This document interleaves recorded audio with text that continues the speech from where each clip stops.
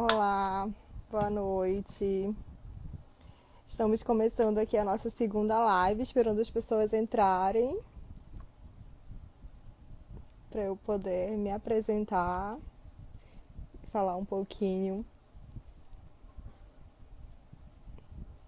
sobre a live que vai ser com o Cleison. Vamos ver se mais alguém entra. Aguardando. Opa. Ai, bem-vindos, bom ter vocês aqui. Gente, essa é a segunda live que a gente está promovendo, né? Eu sou a Adria, boa noite. Para quem não me conhece, faço parte, né, do grupo Redes Existências, que é um projeto que surgiu em parceria com alguns amigos, né? Fenomenólogos existenciais, o Cleison Guimarães, o Clécio, a Camila Gadelha. E a gente está aqui, né, para tentar compartilhar um pouquinho da fenomenologia existencial e do existencialismo, né? Tentar difundir um pouco mais. A nossa ideia é sempre trazer algumas lives. A gente não promete conseguir trazer sempre, até porque a gente sabe que as pessoas estão um pouco saturadas também de tantas lives, mas a gente vai tentar, pelo menos uma vez por mês, trazer uma live com uma temática que faz sentido pra gente, que a gente acha interessante compartilhar com vocês. E hoje, né, a gente vai estar aqui com o Cleison nessa semana tão concorrida, que é a Semana da Psicologia para muitas instituições, semana que a gente comemora o Dia da Psicóloga e dos psicólogos do Brasil, né? Então a gente sabe que tem muitas lives que a gente está concorrendo com muita gente, né, nessas lives, mas agora a gente quer tirar essa hora do dia, 9 horas em Brasília, 8 horas aqui em Manaus, para falar um pouquinho com vocês. Né? Logo mais o Cleison vai estar entrando. Olha, e aí a gente vai começar. O Cleison vai chegar aqui. Ai, que legal ver tanta gente querida aqui. Camila, que está aqui presente também. Tanta gente querida. Cleison, bem-vindo. Vai chegar aqui a pessoa responsável por essa live acontecer hoje. A gente pode esperar só mais um pouquinho para ver se mais alguém entra. A gente sabe que são 9 horas de Brasília, 8 horas em Manaus. A gente espera mais um pouquinho, uns 10 minutos, para a gente ver se mais alguém chega junto. Enquanto isso, né, enquanto as pessoas entram, eu já me apresentei brevemente, né, mas eu vou falar um pouquinho também da minha relação com o Cleison, antes de pedir para ele se apresentar, né, e apresentar um pouquinho dessa parceria. Estou aqui hoje só como mediadora, né? Eu e o Cleison, a gente se conhece desde a graduação. A gente tem uma longa história nessa nossa juventude. A gente fez faculdade de psicologia juntos na cidade de Manaus. A gente fez a formação em fenomenologia existencial lá em 2013, 2014, eu acho, né, Cleison, também. Uhum. E fizemos o mestrado juntos. E a gente também trabalhou como professores juntos, né? Tanto numa instituição de ensino privada como professores substitutos na Universidade Federal do Amazonas há alguns anos, acho que lá em 2016.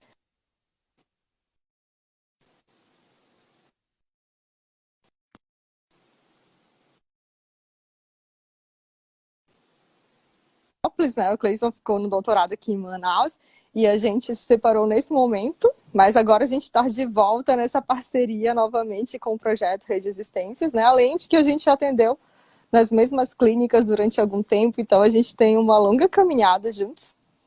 Mas eu prometi que eu só vou falar da parte profissional agora, a gente não vai ficar divagando muito, né, sobre esse Dasein, sobre esse ser no mundo. Mas é um orgulho, é uma honra para mim estar aqui, não só com um colega, né, de profissão, mas um grande amigo. Então, eu sou suspeita para falar, mas hoje, né, a gente está aqui com uma pessoa que realmente é gabaritada para falar sobre fenomenologia existencial, que tem domínio, que tem conhecimento sobre, que tem experiência clínica, que tem experiência na docência, né, e que realmente ele pode compartilhar de uma forma tão didática que eu, que sou, né, me considero sartreana, existencialista, às vezes fico muito, né, apaixonada por Heidegger, só, né, pela mediação dele. E eu acho que ele vai poder compartilhar um pouquinho desse conhecimento com tanta propriedade com vocês hoje.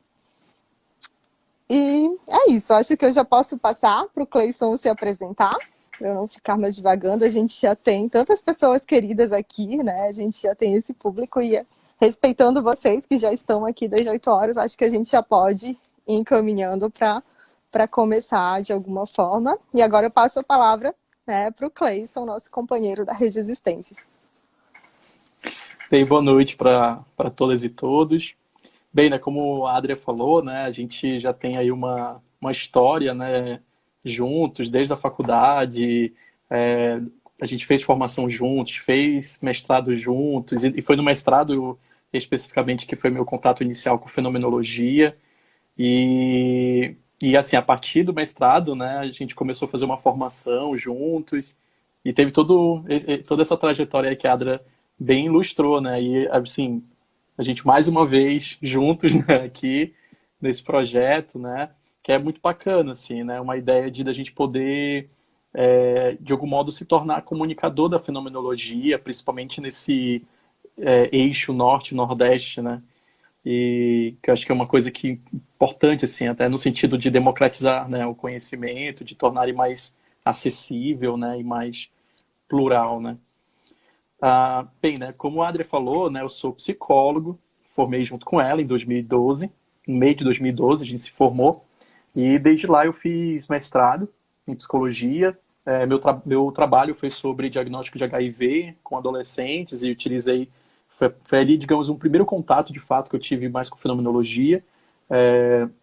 Na graduação, né, tive outras experiências clínicas, né, no campo da psicanálise, e a partir daí, né, fiz formação, hoje sou professor, sou supervisor, sou terapeuta, né, que trabalho com dasasanálise, ou também conhecido como terapia de base heideggeriana, né.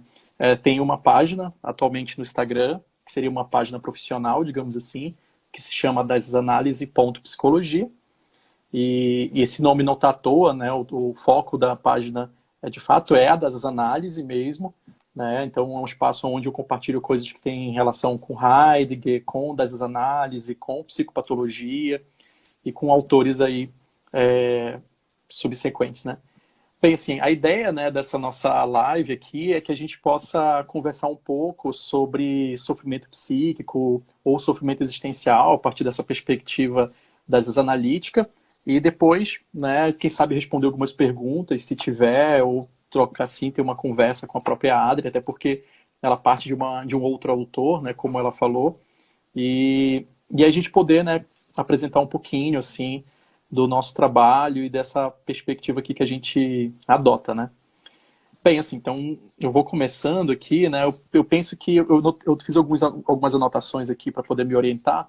Eu não tenho aqui o objetivo de fazer uma discussão muito profunda, até porque a gente não tem tempo, né, e o espaço acaba que complica numa discussão muito profunda, mas a minha ideia é mesmo apresentar aspectos gerais e que nos orientem a pensar um pouco essa temática do sofrimento, que é uma temática não apenas cara à filosofia, mas também para a gente que estuda psicologia, que se forma, né, como psicólogo, que tem interesse, que normalmente trabalha com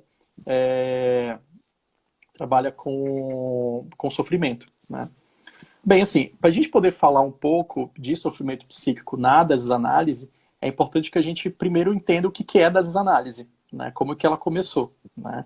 A desanálise, ela é engraçado, assim, porque a base da desanálise, ela não é uma base de psicologia, né? Ela vai começar com os trabalhos de Heidegger, principalmente num trabalho chamado Ser e Tempo, que foi publicado em 1927. E no Ser e Tempo, o Heidegger ele está ali preocupado em tentar fazer uma descrição fenomenológica do ser aí, né? Ou do Dasein, ou a gente tentando falar em termos mais práticos, tentando fazer uma descrição fenomenológica da nossa existência, né? De como que nós, que somos esse ente, né, esse ser aí, esse Dasein, experimentamos a existência, né? Como que a existência acontece para cada um de nós. E a partir daí, ele vai fazer uma descrição no livro, né, que a gente pode dizer que é dividida em duas partes. Uma primeira parte que vai ali até o parágrafo 45 de Ser e Tempo, ele está descrevendo o ser aí no seu dia a dia, no seu cotidiano. E a partir do parágrafo 45, a partir da relação do ser aí com a morte, ele vai começar a fazer uma relação e um estudo sobre a nossa experiência com a temporalidade, né? A experiência do mundo com a temporalidade, né? Bem, a gente está aqui tentando, né, apresentar uma questão geral, né, sobre o ser e tempo, para a gente poder entender que esse livro ele é a base das análises. Não, a gente pode pensar que os trabalhos do Heidegger, de maneira geral, são a base das análises, mas, nesse sentido, é importante que a gente tenha um ponto de partida, assim, né, que seria o ser e tempo. Bem, esse livro, né, ele, como eu havia falado, ele vai estar preocupado em descrever fenomenologicamente o movimento existencial do ser aí ou do Dasein, que é o que cada um de nós é, né, o que cada um de nós somos, né? E a partir daí, a gente tem a figura de dois psiquiatras, inicialmente, um, num primeiro momento, chamado Biswanger, e o outro, no segundo momento, chamado Beuys, aonde eles vão ter contato com essa obra a partir de certos incômodos que eles tinham em relação à temática do sofrimento psíquico. Então, eles são dois psiquiatras que vêm de uma tradição psicanalítica, mas estavam muito satisfeitos com a compreensão da psicanálise em relação à neurose, por exemplo. E até que eles topam com esse livro, em momentos diferentes, é importante a gente deixar isso bem claro, em momentos diferentes, isso não aconteceu ao mesmo tempo. E a partir do estudo desse livro, e a partir do contato com Heidegger, começa o desenvolvimento do que a gente chama de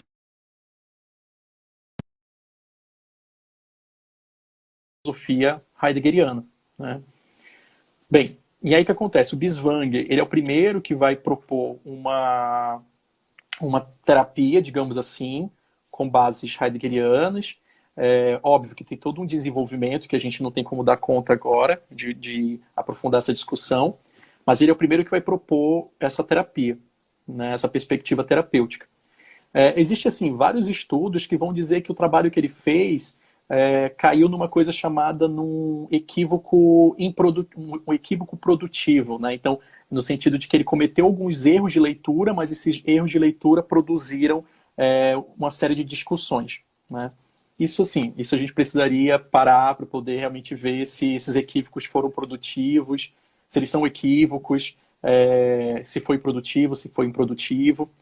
E alguém pode dizer assim, mas por que esse cara, né, que teve equívocos é estudado, né? Alguém pode pensar isso. E aí que tá a questão, equívoco aqui pra gente não é no sentido de que ele fez uma leitura errada, mas que ele não seguiu o caminho proposto, ou seja, ele inaugurou novos caminhos, né? E aí esses caminhos podem ser pensados de maneira crítica ou não, depende de cada um, né? Nesse sentido, a gente também pode pensar que ele também teve contribuições muito boas em relação ao sofrimento psíquico, que é o que eu vou comentar daqui a pouco.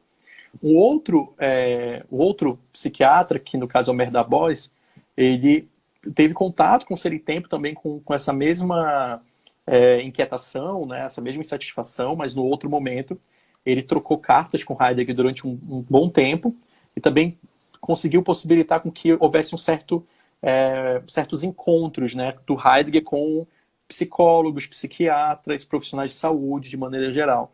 Então isso é uma coisa assim antiga nesse sentido, né? Esse diálogo do campo da fenomenologia com o campo da psicologia ou das ciências psíquicas, né?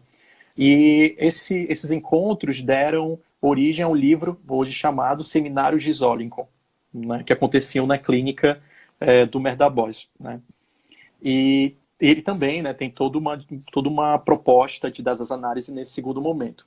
Atualmente a gente tem uma terceira proposta de das análises de uma autora chamada Alice Rosenkunz, que foi aluna do Beuys e também fez alguns estágios com o Biswanger, então ela teve contato com os dois, né?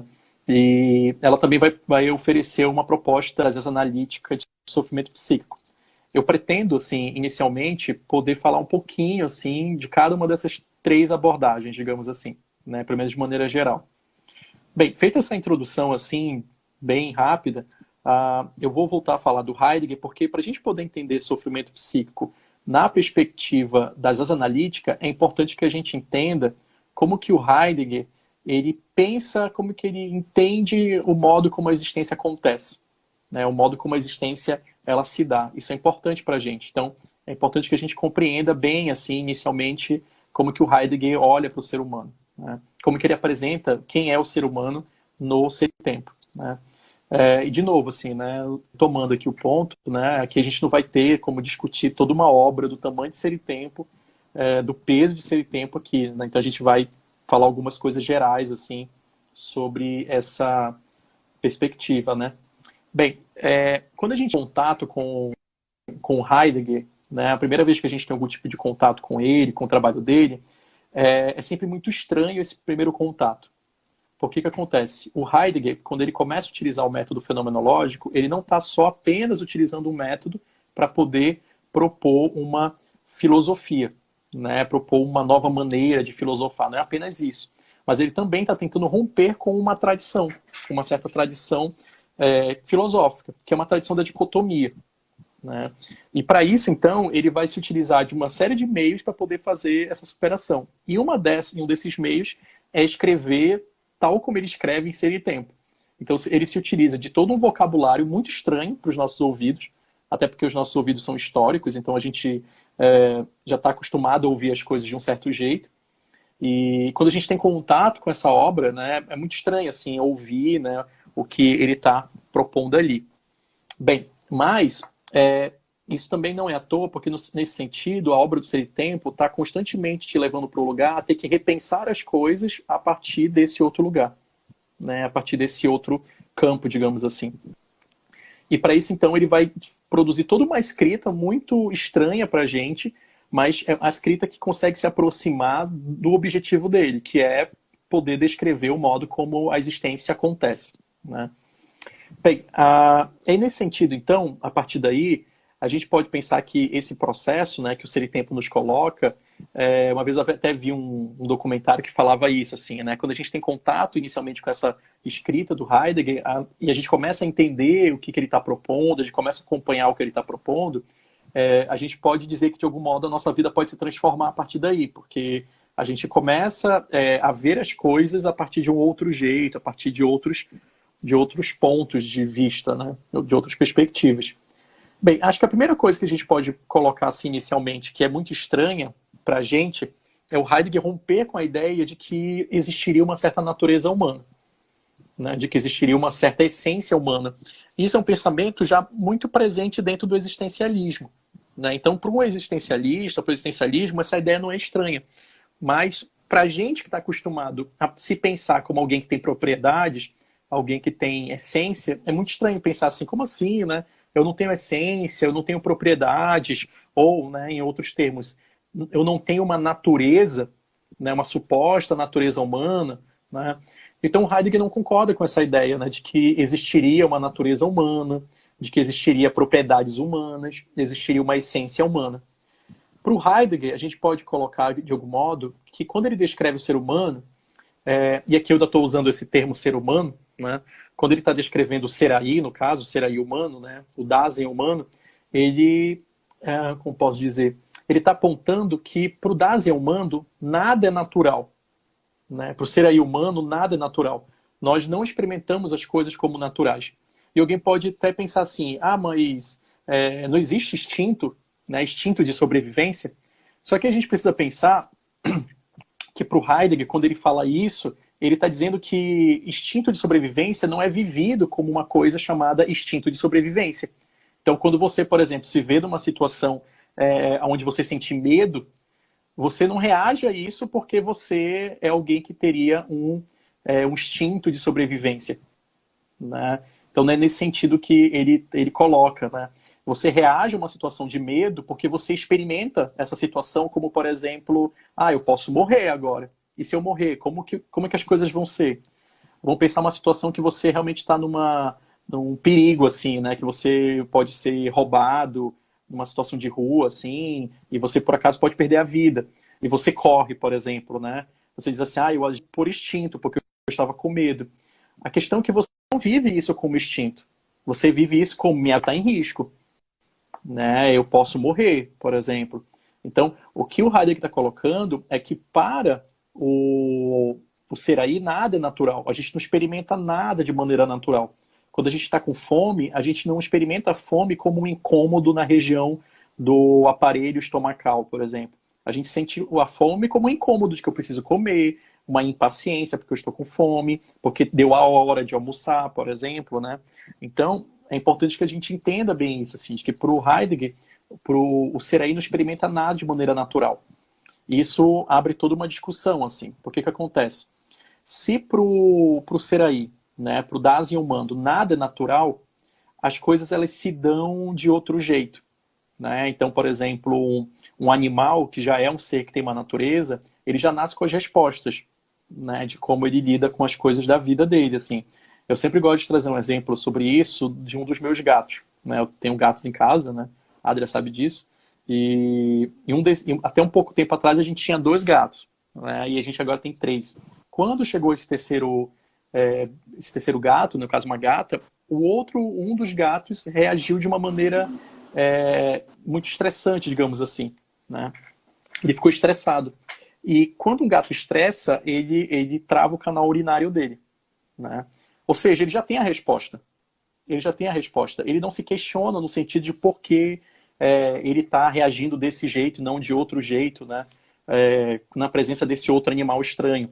Nós, por exemplo, né, quando a gente está sentindo alguma dor no corpo, a gente fica se perguntando o que está acontecendo comigo? Será que eu estou doente? Será que eu estou com algum problema? Será que eu tenho que ir ao médico? Será que a minha vida está em risco? Né? Ou seja, como a gente não tem natureza, a gente não experimenta nada como natural, as coisas elas se dão de uma outra forma para a gente. Ou seja, a gente não tem respostas. Né? Então a nossa condição existencial é uma condição sem respostas. É uma condição que não tem algo já previamente estabelecido. Né? E como que a gente descobre as respostas? A gente pode pensar assim, né? Como que o Heidegger indica como a gente encontra as respostas? A gente descobre as respostas descobrindo as respostas. Ou seja, você descobre como lida com a vida lidando com a vida. Você descobre como lida com o peso de uma escolha escolhendo essa escolha. Você descobre o peso de ter uma decisão tomando essa decisão. Não tem como fugir disso, porque a gente não tem como fugir da nossa condição existencial. Né? Bem, e a partir daí, o Heidegger, então, ele vai fazer toda uma descrição desse Seraí, né? Do modo como as coisas se dão para o Seraí, né? A partir dessa ideia. Né? Bem, como eu não tenho respostas, né, porque eu nasci sem elas, e eu descubro como eu lido com as coisas, lidando com as coisas, então eu descubro como eu lido com a minha vida, lidando com a minha vida, né, tendo uma relação com a minha vida. E alguém pode se pensar assim, mas Cleison, eu posso não ter uma relação com a minha vida? Não, não tem como. Quando um paciente, por exemplo, meu diz assim, Cleison, eu não lido com isso, eu fujo. Não, você lida, fugindo. Esse é o jeito que você lida com esse problema, por exemplo. Né? Então, nesse sentido, a gente descobre o que é a nossa vida lidando com ela das mais diversas formas possíveis. Né? Porque não existe uma forma certa de lidar. Para um Seraí que não, pro Seraí que não tem natureza, né? Para o Seraí humano que não tem natureza, não tem uma maneira certa de lidar. Existem modos de lidar, né? Maneiras possíveis de lidar. E, então, nesse sentido, a gente pode pensar que se eu descubro as respostas da minha vida lidando com a minha vida, né? Se eu descubro as respostas da minha existência lidando com a minha existência das mais diversas formas possíveis, né? A gente pode pensar, então, que para o Seraí humano, qualquer forma de lidar com a vida pode pesar, por exemplo. Porque como eu não sei, né, eu não tenho resposta prévia, eu não tenho garantias prévias, né, pode acontecer que numa dessas que eu estou tentando lidar com a minha vida de um certo jeito, eu acabe sentindo o peso daquela minha escolha, o peso daquela situação, o peso daquela minha decisão, o peso daquela experiência que eu estou vivendo, porque eu não tenho nenhuma resposta prévia que me diga qual é o jeito certo de lidar com aquilo. Né? Mesmo que eu tente fugir, né, desse peso, né? Mesmo que eu tente fugir do peso, o peso nem não vai sair de mim, né? Porque no momento que eu estou vivendo um peso de uma experiência, eu estou lidando com o peso de ser eu mesmo. Né? Eu estou lidando com a tarefa de ser eu mesmo, eu estou lidando com a tarefa de ser a minha própria existência. Né? Bem, então assim, a gente pode pensar que inicialmente essa explicação, né, sobre quem é o ser humano, né, no trabalho de Ser e Tempo, né, que o Heidegger vai chamar de Dasein ou Seraí. Né? Dasein é uma palavra em alemão que literalmente significa ser aí. Né? Ou seja, nós somos esse ser aí que lida com o seu aí, né? Que no momento que está lidando com o seu aí, ou seja, a sua existência, o seu lugar no mundo, passa a ter uma relação consigo, passa a se descobrir, passa a descobrir os seus modos de ser, passa a descobrir as suas respostas, né? Então, a partir daí, a gente já consegue, a partir dessa pequena assim, explicação, né, bem introdutória, a gente consegue pensar como que as coisas podem ser desenvolvidas para uma ideia de sofrimento, né? Como eu havia falado, para um ser sem natureza, né, no caso nós, né, para um ser aí, né, para um Dasein humano que não tem natureza e que descobre as coisas lidando com elas, descobre o que é a sua vida lidando com a sua vida, as coisas podem pesar, né? Qualquer coisa pode pesar, porque eu não tenho roteiro, né? Eu não tenho manual de instrução que me oriente previamente como que aquilo deve ser vivido, né? Bem, então essa ideia já é a ideia para a gente poder pensar inicialmente a possibilidade de pensar uma questão de sofrimento psíquico, né? Apesar de que esse psíquico estaria aqui entre várias e várias e várias e várias aspas, né? Porque para o Heidegger o ser humano também não tem psiquismo, né? Então a gente pode pensar assim, que é um termo que normalmente eu gosto de utilizar com os meus alunos, para a gente tentar encaixar um pouco as duas ideias, né? Então normalmente eu chamo sofrimento psíquico existencial, né? Apesar de que esse psíquico estaria entre várias e várias aspas, e a gente precisaria ter uma outra discussão para poder entender o que significa esse psíquico, porque a ideia é assim, né? Porque a gente vive o sofrimento como se ele fosse psíquico, né? Como se ele fosse uma intrasubjetiva, né? A gente poderia discutir sobre isso em outro momento, né? Bem, a partir daí, então, a gente pode pensar que esses três autores que eu comentei no início, né, o Biswanger, o Beuys e a Alice Rosenkranz, eles vão ter contato com essa noção de existência, né, de existência humana para o Heidegger, e vão começar a pensar a partir daí como que a gente pode compreender isso dentro de uma prática terapêutica. Terapia. Os autores, eles olham para essa questão para entender assim, como é que essa pessoa, né, esse paciente, como que ele começou a entrar em contato com esse sofrimento. Como que ele começou a entrar em contato com isso que está fazendo ele sofrer. Né? A gente pode pensar inicialmente isso, assim. Né? Digamos que essa seja a questão norteadora dos três. Né? Como que ele entrou em contato com isso que está fazendo ele sofrer. Né? Bem, como eu havia falado agora há pouco, para um ser aí, para o Dasein humano, onde nada é natural, né, qualquer coisa pode gerar sofrimento. Porque a gente não tem roteiro prévio, a gente não tem manual prévio para lidar com a nossa vida, para lidar com a nossa existência. Né? Bem, mas aí que está a questão. Eles vão tentar investigar de que modos, né, de que maneiras possíveis o ser aí humano, né, o Dasein humano, como que ele entra em contato com o sofrimento. Um primeiro autor que a gente vai destacar aqui é o próprio Biswanger, porque ele é o que deu o pontapé inicial. O Biswanger, nos casos dele, na maioria dos casos que ele acompanhou, ele tinha o objetivo ali de poder investigar historicamente como que esse paciente foi entrando em contato com essa problemática. Né? Como que ele foi entrando em contato com essa questão que está gerando sofrimento a ele. E aí, então, o Biswanger, né, que ele é extremamente descritivo nos casos dele. Tem casos dele que tem assim, um pouco mais de 200 páginas assim, de descrição, de análise. Então, ele vai começando a fazer uma certa, como a gente pode dizer, uma certa historiografia, digamos assim. Né? Uma certa discussão histórica da narrativa da história de vida desse paciente, para poder entender desde quando e principalmente como esse paciente entrou em contato com esse problema. Né? Como que ele entrou em contato com essa questão. Como é que foi o contato com essa questão que está gerando um certo sofrimento a ele.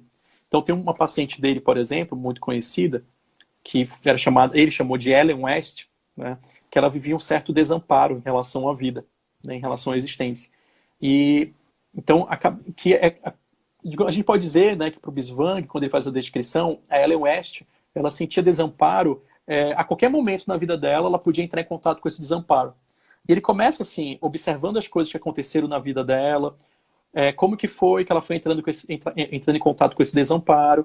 Ele observa que a primeira vez que ela sentiu desamparo na vida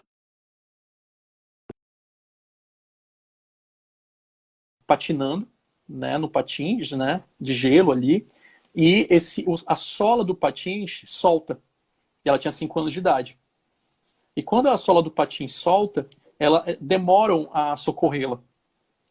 E aí o Biswang, ele observa que foi aí que ela começou a entrar em contato com essa questão existencial, né, de que para o ser aí humano, nós, desamparados, no sentido de que a gente não tem um manual de instrução para poder lidar com a vida, né, de que a gente não tem um roteiro prévio para poder lidar com a vida.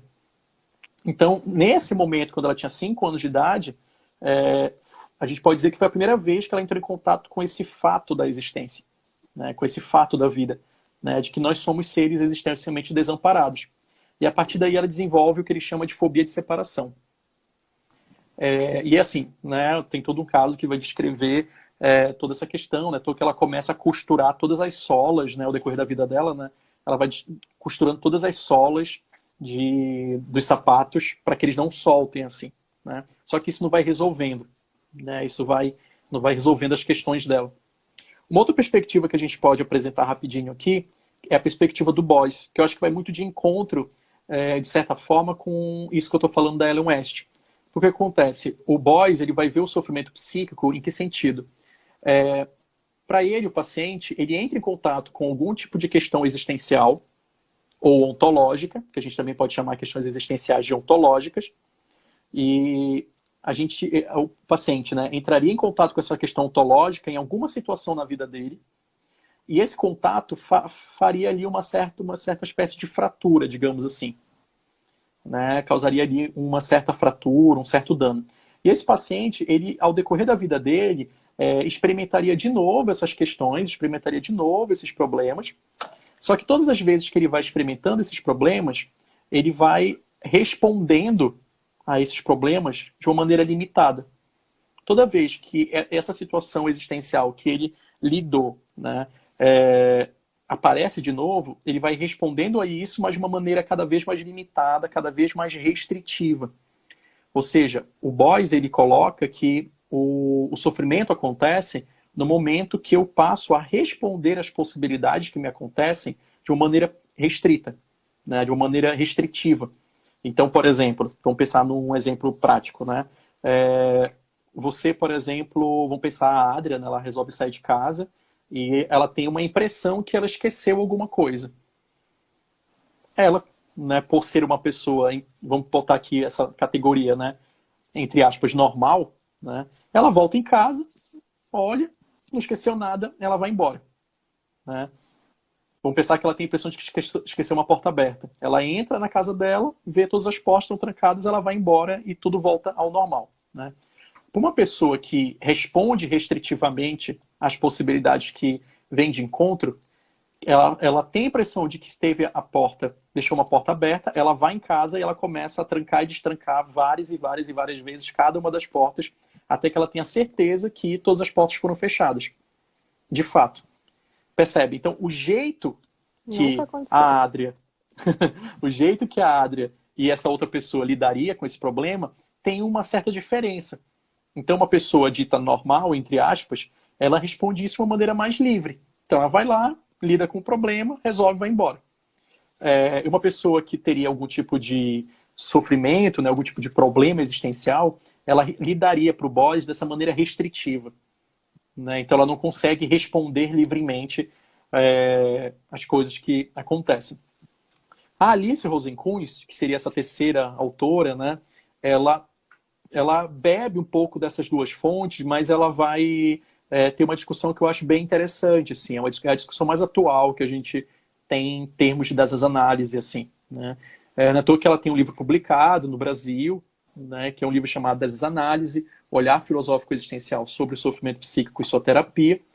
E nesse livro, né, ela vai fazer uma discussão muito importante para a gente poder entender o sofrimento psíquico, né? Então, ela vai olhar para a existência a partir de um ponto que até então o Heidegger descreve no Ser e Tempo, mas o Beuys e o Biswang parece que não captam essa leitura, assim. Ou seja, que leitura é essa, né? A Alice, ela está olhando para a vida, de maneira geral, como se a vida tivesse duas dimensões. Dimensões essas que não são separadas, elas estão sempre se tocando, sempre se atravessando. Que é uma dimensão ôntica e uma dimensão ontológica, né? A dimensão ôntica é a dimensão que a gente pode dizer que, entre aspas, concreta. A dimensão concreta da vida. Né? A dimensão onde acontecem as experiências sociais, as experiências materiais, as experiências concretas. A dimensão ontológica é a nossa dimensão existencial, que foi a dimensão que o Heidegger assim, descreveu no Ser e Tempo de uma maneira incessante, né? Bem pontuada, bem descrita, até considerando a importância do trabalho dele. Mas o que acontece? Ela vai dizer que nós podemos ter certas experiências na vida que fazem a gente entrar em contato, fazem a gente entrar em contato com a dimensão ontológica, mas de um certo jeito, assim, de um jeito que pode nos fraturar, que pode nos corroer. Então, eu teria uma experiência no nível ôntico, no nível concreto, no nível social da vida, no nível material da vida, que faria com que eu entrasse em contato com questões ontológicas, questões existenciais. O problema daí não é necessariamente o fato de eu ter entrado em contato com a dimensão ontológica, né? Isso em si não é um problema. O problema seria o jeito que eu entrei em contato, né? O problema seria a maneira que eu entrei em contato. Qual foi o modo como eu entrei em contato? Então, por exemplo, vamos pensar num tema que é muito que nos atravessa a todos, assim, que é o tema muito comum da vida da maioria de nós, né? Que é o tema do relacionamento amoroso, né? Então, num relacionamento amoroso, com questões ônticas e questões ontológicas, num relacionamento amoroso. Então, vamos aqui, por exemplo, pensar um pouquinho sobre isso, né? Então, o namoro em si, o relacionamento amoroso em si, é a dimensão ôntica, é a dimensão concreta, né? É a dimensão material da minha vida. Então, você namora com uma pessoa, você tem experiências com ela, você lida com coisas ali, e é basicamente isso. O problema, digamos assim, é que a Alice está dizendo que através desse namoro, você pode entrar em contato com questões existenciais. Por exemplo, né? Você com seu namorado, você com a sua namorada, com seu esposo, sua esposa, com seu companheiro, sua companheira, numa briga, né? Num certo conflito ali. Vocês estão discutindo, tem uma briga entre vocês, e aí tem um certo estranhamento, depois começam a conversar de novo com o outro, e aí nessa conversa, né, acontece assim por exemplo, né, no final dessa briga, né, diz assim, e aí, tá tudo bem contigo? Né, tá tudo bem, né? Você resolveu pra ti? Aí a pessoa diz assim, resolveu, mas tu sente um certo estranhamento, né? Sente uma certa questão ali envolvida, né? Implicada. Ou seja, no momento numa briga, você entra em contato com o fato de que o outro é um outro, né? De que o outro tem o tempo dele, o outro tem as questões dele, o outro tem o processo dele de entender aquilo, o outro tem o processo dele de diluir de verdade aquela briga. E essa questão de você perceber que o outro é um outro é uma questão existencial, né? É uma questão ontológica, que o Heidegger vai chamar, por exemplo, de ser com o outro, né? E que, ou seja, numa briga de um casal, a gente pode entrar em contato com essa verdade, que você pode estar ali casado, namorando há um bom tempo, e ainda assim você lidar com o fato de que esse outro é um outro, né? De que esse outro é uma pessoa totalmente diferente de você em termos ônticos e termos ontológicos, e principalmente em termos ontológicos. E quando você percebe isso, você percebe que lidar com o outro, né, lidar com essa pessoa que você se relaciona, é uma tarefa, é um exercício, é um desafio, digamos assim, né? Então, lidar com o outro é uma tarefa, né? E nesse sentido, a gente pode pensar certas questões, né? Voltando para Alice, né? Que para Alice, então, a questão não está assim, necessariamente, pelo menos o modo como eu leio, o fato de que você entrou em contato com essa questão existencial. Para Alice, está principalmente o jeito que tu entrou em contato. Como que isso pesou para ti, né? Qual foi o tipo de sobrecarga ou de carga ou de peso que isso gerou para ti, né? E, e no momento que você sente esse peso, né, de ter lidado com esse outro, por exemplo, nesses termos existenciais, isso pode, de certa medida, causar uma certa fratura em você, né? E aí você começa a sofrer, digamos assim, né? Bem, como eu havia falado, né, a gente aqui ia passar muito rapidamente, né, por essas três concepções. Eu acredito que, de algum modo, é possível fazer um diálogo entre essas três concepções, né, entre a concepção do Biswanger, a concepção do Boyce, a concepção da Alice, né? E talvez a gente não consiga fazer um diálogo totalmente entre todos os pontos de vista deles, né? Mas eu acho que é possível fazer certas pontes entre essas três perspectivas. Bem, então a ideia, né, aqui de uma clínica das asas analíticas, né, uma clínica fenomenológica, hermenêutica, né, é a gente ouvir, no momento que a gente está ouvindo o paciente, aí eu finalizo com essa parte, né, para a gente talvez ver se tem pergunta ou a Adri quiser comentar alguma coisa. No momento que a gente está ouvindo o paciente, é importante que aos poucos a gente vá ali acompanhando atentamente o modo como ele narra as coisas, o modo como ele fala daquilo que ele está vivendo, e aos poucos a gente vai percebendo de que jeito ele foi lidando com essas verdades existenciais, por exemplo. De que jeito ele foi lidando com a sua condição existencial de ser um Seraí, né, de ser um Dasein, né? E de que maneira esse contato foi gerando uma certa sobrecarga, uma certa carga, desculpa, um certo peso, né, em relação a ele, ou que fraturou ele, né? Até porque, como eu havia falado agora há pouco, né, como a gente não tem, assim, digamos, um contexto que nos ensine a lidar com fatos que somos seres existenciais, né, e a gente não tem manual mesmo para lidar com as coisas, pode acontecer mesmo, assim, né, de numa coisa cotidiana, como um relacionamento, a gente entrar em contato com certas experiências existenciais que vão nos machucar e que podem nos machucar. E é importante que o terapeuta, ele aprenda a ouvir isso, né? Ele aprenda a escutar essas experiências ônticas e as experiências ontológicas, né, que se dão na vida dele, né? Seria isso, assim, de maneira geral, né? A gente pode pensar, assim, um pouco, né? Óbvio que cada uma dessas coisas que eu falei, a gente teria que aprofundar muito mais, né?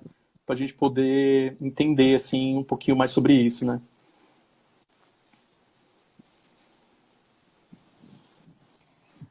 A aula, eu acho que várias pessoas gostaram dessa aula também. Estou lendo aqui vários elogios nos comentários que eu estou conseguindo acompanhar. E essa questão do sofrimento psíquico para a gente, né, como tu bem falaste, daria uma outra live para a gente só explorar só a questão do psíquico, né, de como, o quanto ou como não é, na verdade, psíquico, né, o que é esse psíquico que a gente acaba olhando por um olhar que supera os determinismos, que as pessoas estão tão acostumadas a buscar esse lugar. É tão difícil lidar com essa existência que a gente sempre quer algo que essencialize, que determine, e a gente estar aí nessa indeterminação é bem difícil. Eu acho que tu conseguiu trazer isso pra gente.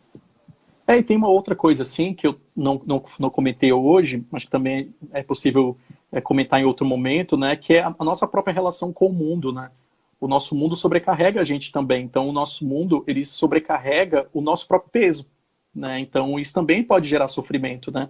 Então, uma pessoa, por exemplo, uma pessoa LGBT, por exemplo, né? Ela está lidando com a sua sexualidade, com o seu desejo, e tendo uma experiência com a sua sexualidade, com o seu desejo, num mundo que diz que ser LGBT, por exemplo, é um problema, é um desvio, isso gera uma sobrecarga nesse processo.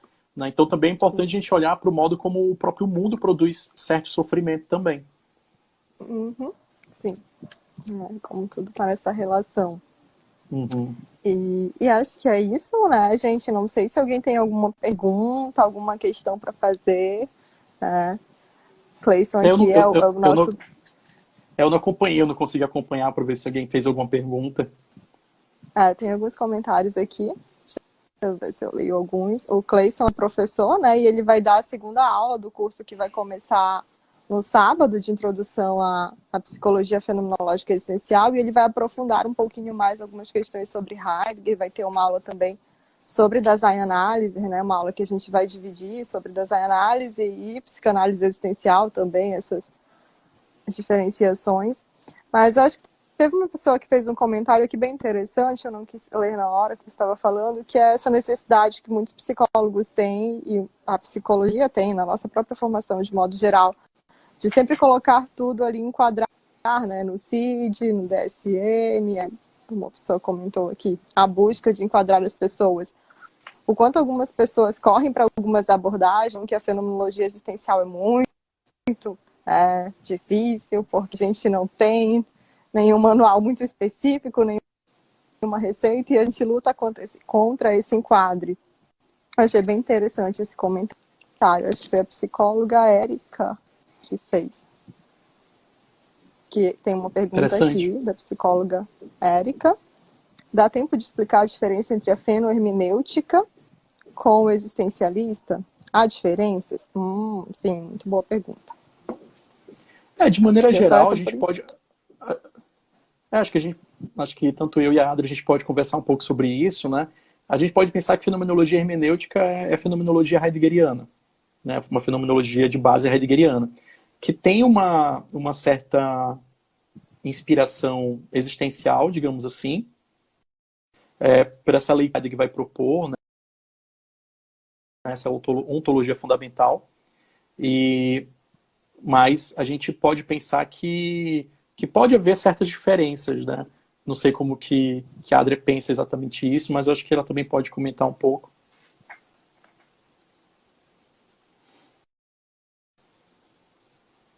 Né? Há diferenças, sim, a gente fala sempre de falar do que nos une enquanto fenomenólogos, né, existenciais, mas também o que diferencia, né, algumas nuances dentro dessas abordagens específicas e dessas formas de psicoterapia e de olhar, de leitura próximas, mas distintas também em alguns pontos, né? Então, a fenomenologia hermenêutica vai ter esse olhar mais a partir do Heidegger, a psicologia existencialista é um olhar muito mais sartriano, né? Embora a gente tenha alguns diálogos com Fanon, com a própria Simone de Beauvoir, mas prioritariamente a gente está falando sempre no Sartre, nessa psicanálise existencial proposta pelo Sartre, e acho que as diferenças...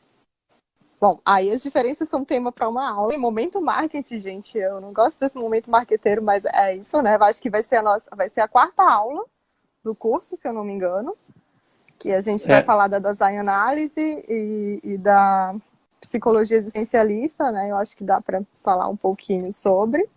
E assim, o curso começa no sábado, vocês podem ver, né, o formulário de inscrição no link. O link está aqui na bio da rede, Momento Marketing, porque não é por nada não, mas é um curso que foi preparado com muito carinho mesmo, principalmente pensando, né, nessas diferenças, nos pontos que unem, nos pontos que diferenciam a gente, e pensando numa introdução mesmo, nessa base e como utilizar isso para a clínica, né, a partir da nossa prática clínica, desse olhar. É o curso que vai ter o Cleison como professor, eu como professora, a Camila Gadelha, o professor Clécio. Então, assim, psicólogos de diferentes lugares do Brasil, a Camila lá de Brasília, o Clécio lá de Salvador, eu nessa conexão Manaus, né, Florianópolis, que é onde eu estou fazendo o doutorado, mas agora eu estou em Manaus por conta de todo esse contexto pandêmico, infelizmente, e o Cleison também, se a gente quer contribuir de alguma forma com esses pontos nessas aulas. E a gente sempre trazer também, como a gente falou no início, né, algumas lives, a gente sempre vai tentar, pelo menos uma vez por mês, contribuir de alguma forma, a ideia de difundir esse conhecimento, né, levar essa fenomenologia existencial que é tão querida e tão especial para a gente, né, de uma psicologia, principalmente não também com o compromisso social, com as questões que a gente acredita, uma psicologia engajada, e tanto no curso como nas um pouco isso, mas se alguém quiser fazer mais alguma pergunta, a gente está aqui, o Cleison está aqui, a gente ainda pode usar alguns minutinhos. Sei que o horário já está um pouquinho tarde, né, mas... Acho que também até o próprio tempo da live já deve daqui a pouco estar terminando, mas assim, eu só quero reforçar, né, o convite aí para quem tem interesse, né, em estudar, ter uma introdução boa, assim, na questão da psicologia fenomenológica existencial. A gente começa um curso agora sábado, com a fenomenologia do Russell, né? E aí em setembro, dia 12, se eu estou enganado, 12 de setembro, a gente vai ter a segunda aula, que vai ser sobre Martin Heidegger. A gente vai ter a oportunidade de aprofundar algumas questões do ser e tempo, para a gente poder pensar depois das análises, né? E aí, como a Adria colocou, eu vou estar ministrando essa aula do Heidegger, depois a aula das análises, e aquela questão que a gente falou, um curso introdutório, um curso bom, assim, introdutório, porque é importante a gente realmente conhecer a base, né, da psicologia fenomenológica, ter um contato, assim, né, com questões importantes, mesmo que questões gerais, mas questões importantes que podem nos ajudar depois a procurar caminhos mais avançados, né? Então fica o convite, assim, né, para quem tiver interesse, né, o link de inscrição está na bio do Rede, né, e também tem lá, né, outras informações sobre como entrar em contato com a gente também, comigo, com a Adri, com a Camila e com o Clécio, que são nossos colegas de projeto, né.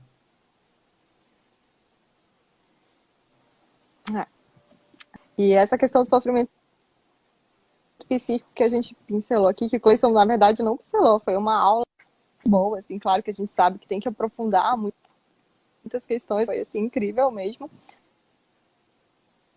Era essa aula curtinha nessa live, e essa questão vai estar em pauta, né, forma nas próximas aulas do curso, para a gente falar, principalmente, porque não é psíquico, com o mundo, com os outros também.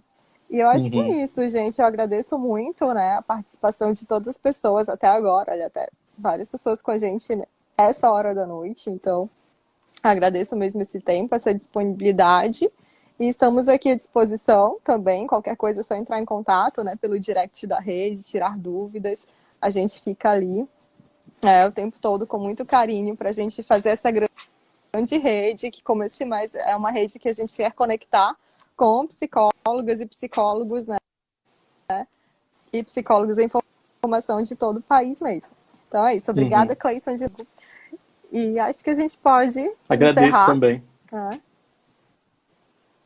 Eu agradeço também, assim, né? Foi muito bacana. E quem quiser, segue o perfil da rede, né? Fica à vontade de seguir, trocar lá, mandar uma mensagem, perguntar alguma coisa. E também eu seguir lá na minha página, desanálises.psicologia, que lá tem um espaço de dedicação ao trabalho do Heidegger, né? E é isso, agradeço a todo mundo, agradeço a Adria, agradeço a rede e a gente vai conversando aí numa próxima oportunidade. Obrigada, gente. Eu vou encerrar, então, aqui, mas vai ficar disponível, né, no perfil da rede, para quem quiser ver depois ou compartilhar com alguém. E é isso, a gente se encontra nas próximas lives, no curso, quem estiver no curso, e nas redes sociais a gente vai estar por aqui. Beijo, boa noite a todos. Tchau, tchau. E é isso.